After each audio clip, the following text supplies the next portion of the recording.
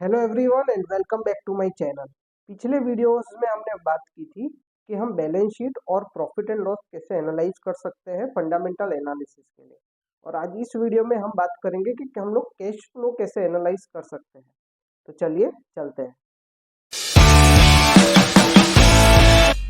तो जैसे कि मैंने बताया, आज हम सीखेंगे कि हम कैश फ्लो कोई भी कंपनी का कैसे एनालाइज कर सकते हैं फंडामेंटली, तो हमको पता चले कि वो कंपनी कैसा परफॉर्म कर रही है। अब पहले आपको ये सीखना पड़ेगा कि दो चीजों का डिफरेंस, एक तो प्रॉफिट एंड लॉस और कैश फ्लो।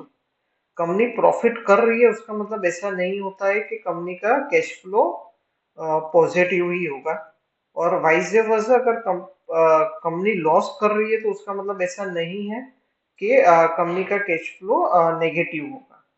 तो चलते हैं हम आगे कि कैश फ्लो हम कैसे एनालाइज कर सकते हैं। तो पहले एक और चीज कि कैश फ्लो सबसे इम्पोर्टेंट है। कोई भी वैल्यूएशन, कोई भी कंपनी का जो वैल्यूएशन होता है वो बेस्ड होता है सिर्फ कैश फ्लो पे, क्योंकि बैलेंस शीट यानी पी एंड एल में नॉन कैश आइटम्स भी होती है, जैसे कि डेप्रिसिएशन। कितनी बार कंपनीज की प्रॉफिट में वो प्रॉफिट कम दिखता है, वो डेप्रिसिएशन की वजह से।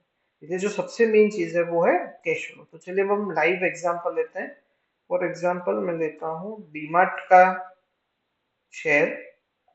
ये स्क्रीनर डॉट इन है, ये मैं पर्सनली यूज करता हूँ, तो मुझे पसंद है। इसको मैं कोई भी प्रमोट नहीं कर रहा हूँ, ना ही ये पेड प्रमोशन है। तो हम सीधा चलेंगे, इसमें नीचे स्क्रॉल डाउन करेंगे तो हमको दिखेगा यहाँ पे कैश फ्लो। सो अब कैश फ्लोज मतलब कंपनी ने कितना कैश जनरेट किया बिजनेस में से, और उसका उसने यूटिलाइजेशन कहाँ किया।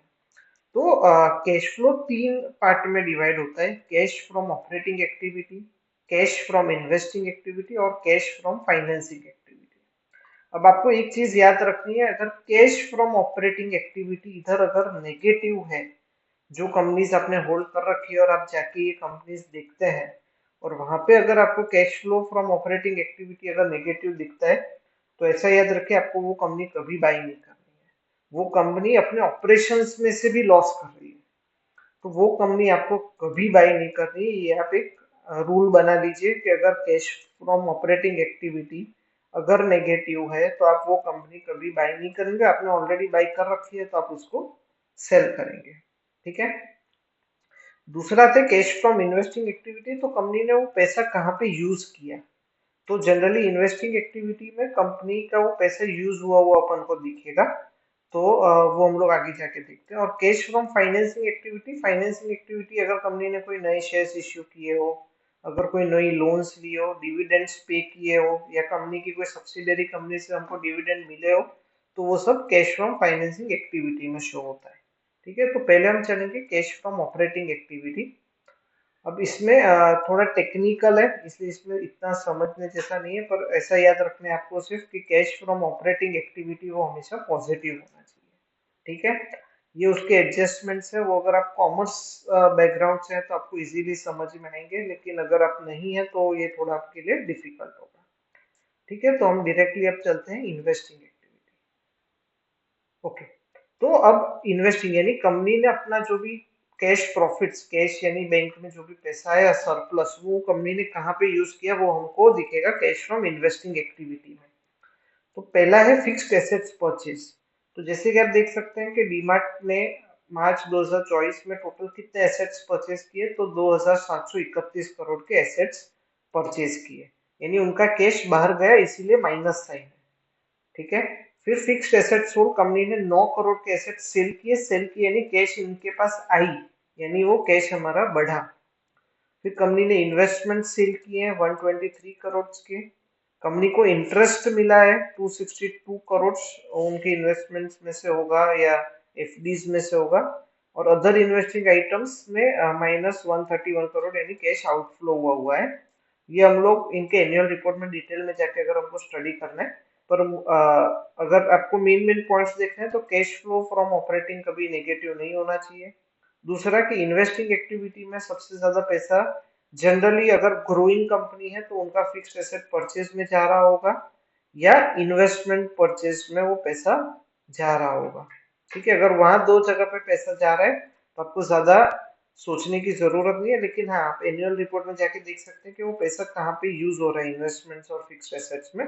तो आप डिसाइड कर सकते हैं कि आपको कंपनी मतलब वो ग्रोइंग कंपनी से एक्सपांशन कर रही है वो कंपनी से।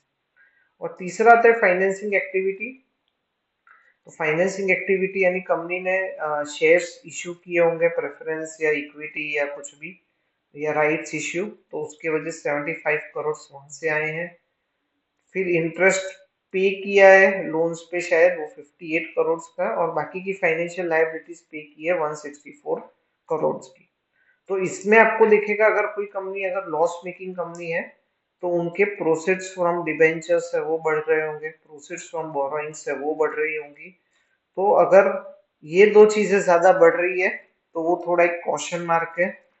और तीसरी चीज, अगर पॉजिटिव्स आपको दिखना है तो अगर कंपनी रीपेमेंट कर रही है बोरोइंग्स का तो वो एक बहुत ही अच्छी साइन है कि कंपनी अपना जो भी ऑपरेटिंग प्रॉफिट हो रहा है वो, मतलब बेसिकली जो भी ऑपरेटिंग प्रॉफिट हो रहा है कंपनी का, cash cash from operating activity, वो जनरली यूज होना चाहिए या तो एक्सपेंशन के लिए, यानी या तो फिक्स्ड एसेट्स परचेस करने के लिए हो सकता है, या फिक्स्ड एसेट्स परचेस करने के लिए हो सकता है, या इन्वेस्टमेंट्स परचेस करने के लिए हो सकता है, या generally company repayment of borrowings भी हो, तो ये सब पॉजिटिव साइंस है। लेकिन अगर कंपनी के पास प्रोसेस फ्रॉम डिवेंचर्स बढ़ रहा है, प्रोसेस फ्रॉम बोरोइंग्स बढ़ रहा है, इधर इन्वेस्टमेंट्स हो नहीं रहा है, फिक्स्ड एसेट्स सेल हो रहे हैं, ठीक है, फिक्स्ड एसेट परचेज में या इन्वेस्टमेंट्स परचेज में ज्यादा पैसा नहीं जा रहा, तो वो थोड़ा कॉशन साइन है।